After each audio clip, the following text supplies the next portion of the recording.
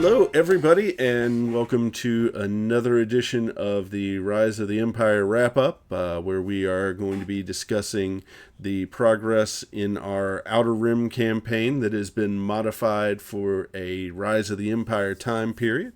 Again, we've got Garrett with us. Hi, everybody. I'm a little bit more awake now. Brain's firing more cylinders. Okay, so week one was fairly balanced, I think. But now, going into week two, I have to apologize. I did not even actually fly my own fleet. I had to have Nick fly mine this week because my work schedule did not allow me to play, and that's why you don't have an actual gameplay video for week two. But we still want to keep you up to date on what was going on. So, who had the first attack, Garrett? Okay, so I guess we should say, we had to plan new attacks. You guys got to declare two attacks, and so your first one was against. I can't remember if you declared Smuggler's Run or Ryloth first. I think you declared Smuggler's Run, which was your fleet, right? Attacking? Or was that Nick's battle? No, I was defending this week. You're defending. Oh, that's right. Okay. Yeah. Yeah, so Nick went to Smuggler's Run. Following his victory at Megiddo, your ISD fleet went to Smuggler's Run. I think it was a pirate rooting out pirate mission. Okay, and moving into this, he had added leading shots to his ISD. Now, I know there's a stipulation on that, and we'll talk about that at the end here, but he added leading shots to his fleet. And then he was up against you? No, this was Ruben's fleet. Okay. Went to meet him there because he could get there from Dantooine because of the big hyperspace lane there. He's able to just do the two jumps. So I forgot to say this last episode. What the upgrades are available on the planet to get. And so Smuggler's Run. So Nick's fleet is a bomber fleet. He's got like 4 bombers and TIE fighters. And Smuggler's Run is a squadron planet.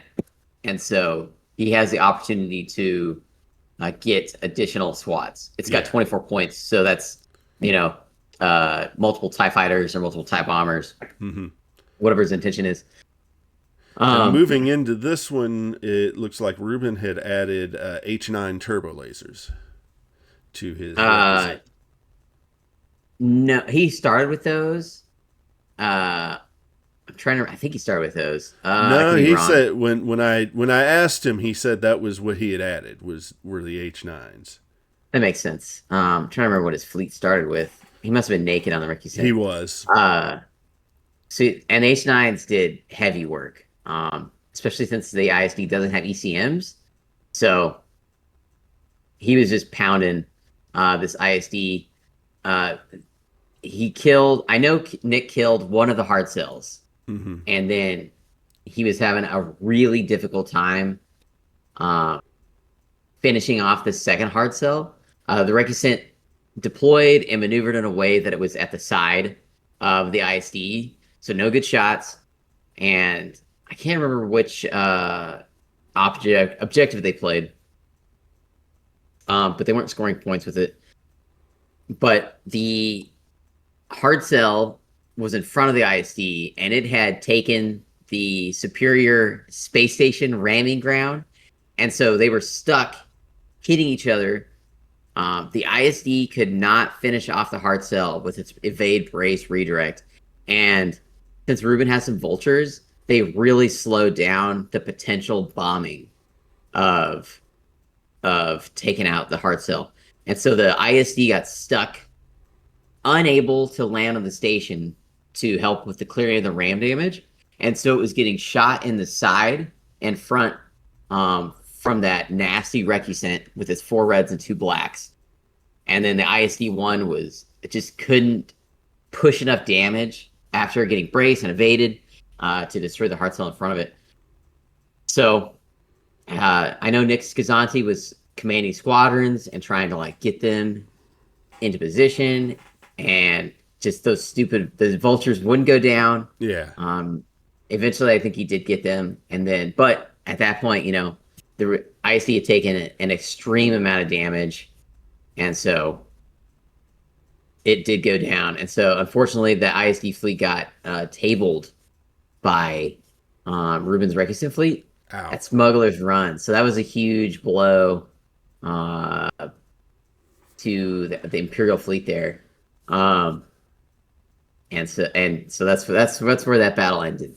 But and then we assaulted Nalhutta, and we sent Jeff there All after right. his victory at Felucia. So the And at Providence, this point, he had added an intel officer to the Providence.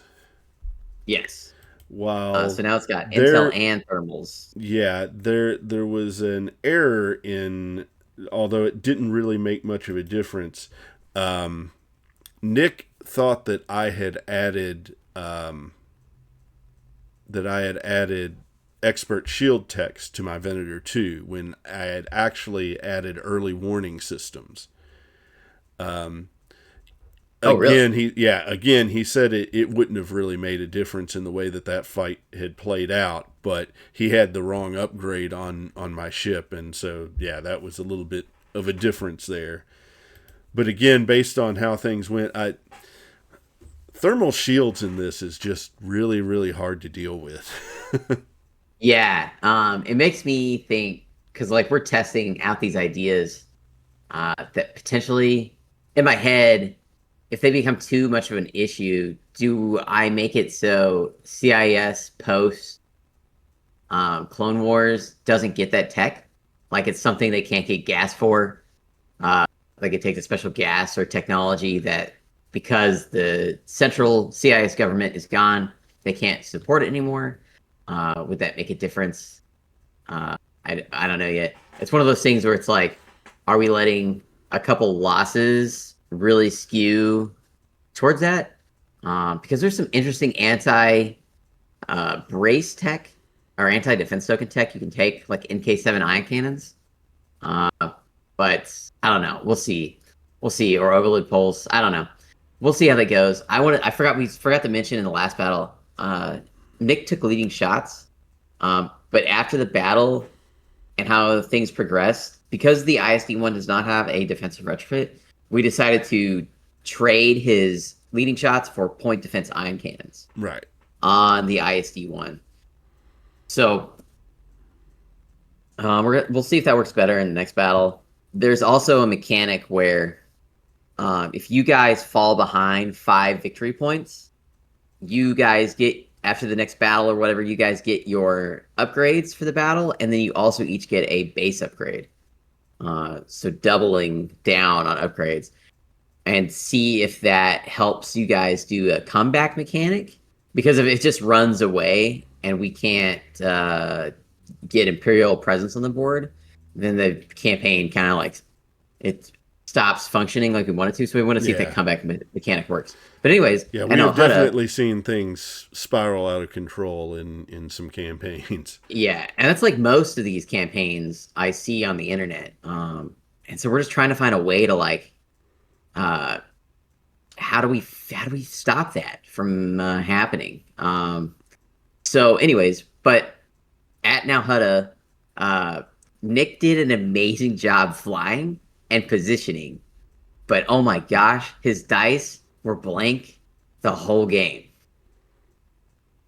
It was horrific. It was just blank dice after blank dice after blank dice and accuracies. And I really like my fleet, but I think it's cursed. Oh man. Yeah. The dice averages were not coming out. So that let Jeff's fleet be victorious. And I think he stopped too. I think they lost the Venator. I know the Venator was lost. I don't know if the whole fleet was tabled. What's your other ship? I I've forget. got a Gazanti and an Arctans. Okay, yeah. I don't know if those. I think Arkansas was down, but because now once you guys lose your Venator and ISD, that's a lot of repair points you guys got to invest into keeping stuff from being scarred. Yeah, I know you guys do have a repair yard at Ornamental, so you'll definitely need that. yeah. But do you know what objective they played? I do not. That was not passed on to me. I just know the whole round did not go well, and I guess that leads into our last fight here. Um, I'm not sure where that was, but Ryloth. It was Ryloth. Ryloth. Okay. Yes. So Joel at this point had added X-Rex to his Gladiator 1. Yes. And then I added uh, a veteran captain to my Munificent, which I'll yes. talk about why, because I know it's not a very good upgrade But I normally. will have to say Uh, these were like all rematches from the week before. yeah, which was funny because it looked like they you guys had attack places that maybe force us to move outside of our parameter where we were.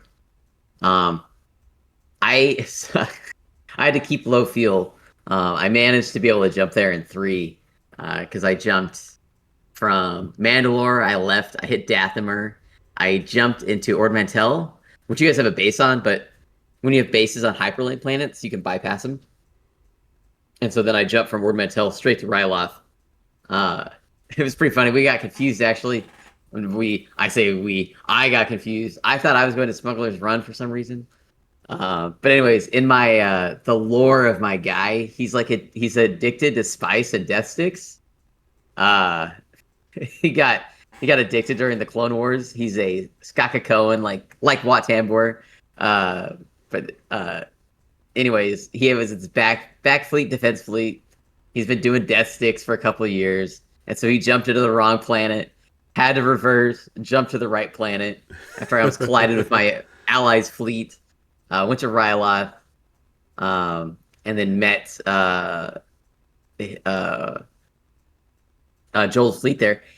So the red is surprise attack on Ryloth, so that replaced the red on my deck. But Joel decided to play my hyperspace assault. So I set aside my dual turbo laser turret hard cell, and my hard cell, my DTT, is a veteran, which means he has that token he can exhaust and then spend to get a free command token, which was very useful. And then I took veteran captain on my Munificent because I'm master gunner, and I can spend my confire tokens as if they were command dials Oh. so that I can repair or nav and also confire twice now because I get the free one at round one and then I get another vet captain one. However, Joel was dishing out a serious amount of damage, and I had to use all of my extra token shenanigans for repair tokens just to keep my ships alive because again, you guys got betrayed by dice. His Demolisher came in. He's first player. He double arc. Well, not Demolisher. Sorry, Gladiator came in, double arc my Magnificent, and got both shots off and rolled 4 black blanks, even with X-Rax, Oh. and had like 2 hits. So I was able to just redirect and take that damage. And then he shot again. He shot me first in the side. He didn't get any hits. I think he got 1 or 2 hits, and then he shot me again. And I was like, well, all right, I guess I won't brace. And then I just redirected. And then I had that brace left for another shot from one of his Architons later. And then his Gladiator, because he con-fired, wasn't able to quite turn. He ended up landing on a debris field. I hyperspaced in my hard cell right next to him, and was able to blast it from the side of the Mooney, blast it from a side of one of my hard cells on the left, and then blast it from another hard cell. And then it left his other 2 Architons in a kill box to where I was able to just keep just layering shots on him. Yeah. And then my Vultures managed to get 3 damage, Oh. anti-ship damage, which was, I rolled a double and a hit. on the back of the gladiator before he got to do his double arc on my immunity, like the round before, which was huge. Getting that 3 damage that he did not anticipate was huge. Uh, but yeah, uh, it was just he was putting damage cards on the Munificent, but I was just repairing. And then I vet captain a repair token for more points, and removed like a damage card, and then and he was ramming me, and I was ramming him, and I won the War of Attrition, and was able to take out the Gazanti at the end after the 2 Architects went down. I got really lucky on dice. I got all the damage I needed. If I needed 2 damage, I'd roll 2 reds, get 2 damage. And his dice were not panning out. Because he had Master Engineer Protection Experts, which brings us back. Joel and I were discussing afterwards, and so he wants to switch his fleet to Master Gunner as well. And because he's lost 2 battles, he has enough experience. I think he's probably going to take either Master Gunner 2 or Ion Technician. And this is for dice fixing on his ships. Because he needs it. And at Ryloth, it's a weapons team planet, which sucks for me because I don't have a weapons team on my ships. But he has the Gladiator. So he's definitely getting Ord Experts, which he desperately needed. Had he had Ord Experts, I was dead. No doubt. Because Ord Experts doesn't exhaust. So he would have been able to reroll both the blacks that missed both times of both his shots. I would have been smoked. There's no way. Yeah. So I think that's key. But it was still a bad round for the Empire. Yeah. However, because you guys took a diplomat token, you were able to prevent us from taking presence at Nalhutta, which is big for you guys. And then we based up. I don't know if we declared bases yet. I don't think it really we matters. have. Yeah. Our base is at Mandalore, for like obvious reasons. Yes. It's so good. Yeah. And then you guys have to base Mikito, right? Yeah, pretty much. That's your only one at the moment.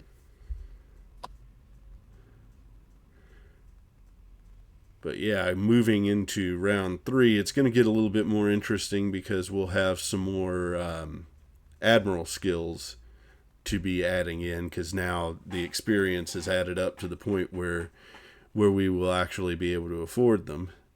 Yeah.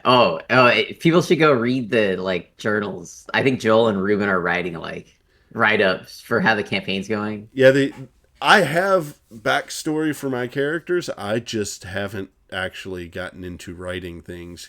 If you look at the fleet card for my fleet, which you can find on the Discord, you'll notice that I have a double commander there, one of which is the 13th brother. And the reason why the 13th brother is in there is because I kind of classify that ready defender as his use of the force in predicting where he needs to be. I like that. I like that a lot.